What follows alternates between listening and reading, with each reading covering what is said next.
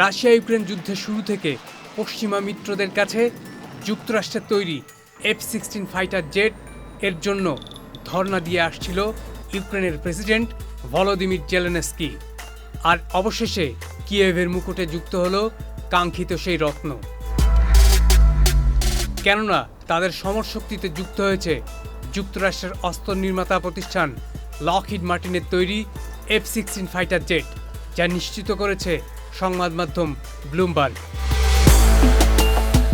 বিশ্বব্যাপী যুদ্ধক্ষেত্রগুলোতে বেশ পরীক্ষিত অত্যাধুনিক F-16 ফাইটার জেটে রয়েছে 20 মিলিমিটারের একটি বন্দুক, এছাড়াও বোমা, রকেট ও ক্ষেপণাস্ত্র বহনের সক্ষমতা।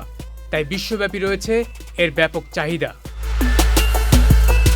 গত মে মাসে AFP-কে দেওয়া এক সাক্ষাৎকারে জেলেনস্কি বলেছিলেন, রুশ বিমানের সাথে পাল্লা দিতে হলে ইউক্রেনের প্রয়োজন প্রায় 130টি F-16 ফাইটার জেট, যার ফলশ্রুতিতে বেশ কয়েকটি ন্যাটো দেশ বিভিন্ন সংখ্যক ফাইটার জেট সরবরাহ করার প্রতিশ্রুতিও দিয়েছে।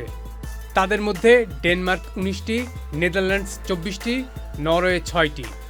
শুধু তাই নয়, F-16 ফাইটার জেট চালানোর জন্য বেশ কয়েক মাস ধরে তারা ইউক্রেনের পাইলট ও ক্রুদের প্রশিক্ষণও দিচ্ছে।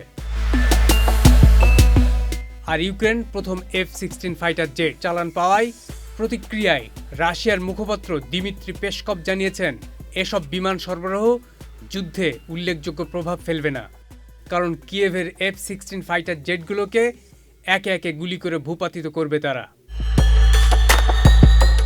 তবে বিশেষজ্ঞরা বলছেন, F-16 ফাইটার জেটের সরবরাহ ইউক্রেনকে রাশিয়ার বোমা হামলা থেকে আরও ভালোভাবে রক্ষা করতে সক্ষম করে তুলবে। Saiduzzaman Dipu, channel I.